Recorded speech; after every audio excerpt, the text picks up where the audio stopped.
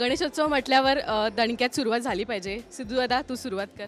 गणपती अप्पा Morya. Star प्रवाहाने केलाय तुमच्याबरोबर मनोरंजनाचा करार. हॅशटॅग आपला सिद्धू घेऊन आलाय. आता होते धिंगाणा season 4.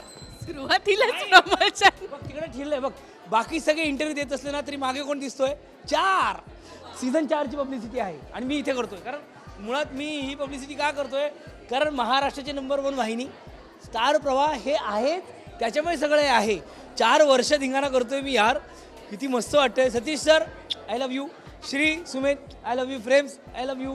Chinmay Kulkarni I love you. Nikhil आणि संपूर्ण धिंगाणाची टीम आय लव्ह यू. कारण यार 100पेक्षा जास्त एपिसोड आता ह्या वेळेला 150 होतीलच ना. म्हणजे बघ ना 4 वर्षात 150 अँकर ही किती मोठी गोष्ट आहे ना. पण हे स्टार प्रवाहाने दिलं आहे, त्यामुळे हे स्टार प्रवाहाचं क्रेडिट आहे. आम्ही फक्त निमित्त मात्र आहे. दरवर्षी धिंगाणामध्येही जरा प्रो लेवलच्या गोष्टी ॲड केल्या जातात आणि गेल्या वर्षी आपण गणेशोत्सवाला भेटलो होतो, गप्पा मारल्या होत्या. या वर्षभरात काय चेंजेस झालेत आणि किती चांगले चेंजेस झाले त्यासाठी बाप्पाला काय नाही मी सगळ्यांचेच आभार मानतो. जनरली खूप गोष्टी चेंज झाल्यात. आता थांबायचं नाही ला माझ्यावर सगळ्या प्रेक्षकांनी प्रेम दिलं आहे. त्यानंतर अशा बऱ्याच काही गोष्टी केल्या आहेत ज्या ह्या वर्षभरात येतील. ॲज अ ॲक्टर स्टार प्रवाहावर पुन्हा एकदा धिंगाणा घेऊन आलेलो आहे. गणेशोत्सव 2025मध्ये भाग घेतो आहे. नाटकाची तयारी चाललेली आहे.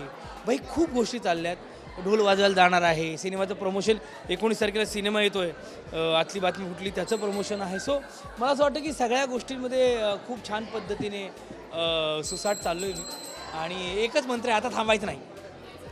टचवूड थांबू नकोस कधी. पण दादा बाप्पाला आपण कलेची देवता म्हणतो.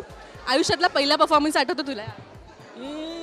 पहिला परफॉर्मन्स होतास पहिला परफॉर्मन्स 5वीतला मला आठवतं आहे. ते 5वीतला किंवा मी जे मला वाटतं पहिली बालनाट्य स्पर्धा गेली ती रवी किरणची, ती आठवते मला. कारण त्याला मला उत्तेजन होतं.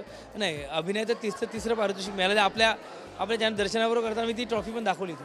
तर मला ते आठवतं आहे. पहिला परफॉर्मन्स असा खूप आत्ता इतक्यात नाही आठवत. पण स्टेजवर जसं म्हटलीस की आमच्या महात्मा गांधी स्मृती वसाहतीमध्ये वेशभूषा स्पर्धा, एकेरी नृत्य स्पर्धा, वक्तृत्व स्पर्धा, काय ते मटका फोडी, त्यानंतर संगीत खुर्ची हे सगळं व्हायचं. नॉस्टॅल्जी आणि पडद्यावरचा पिक्चर वगैरे तेव्हा कुठेतरी परफॉर्म केलं असेल. पण हे मॅनिफेस्ट केलं तुझ्यासाठी आणि आज तू इथे आहेस. असंच आम्हाला धिंगाणा करत एंटरटेन करत राहा आणि पुन्हा आपण भेटूच नवीन प्रोजेक्टच्या निमित्ताने. थँक्यू. आणि राष्ट्रीय मराठी ही फॅमिली आहे आणि प्रत्येक वेळेला कुठेतरी त्यांचाही सपोर्ट संपूर्ण या 25 वर्षाच्या कारकिर्दीत आहे. त्यामुळे छान मुवमेंटमध्ये ती लोक आहेत हे महत्त्वाचं माझ्यासाठी. सो ग्रेटफुल आणि थँक्यू.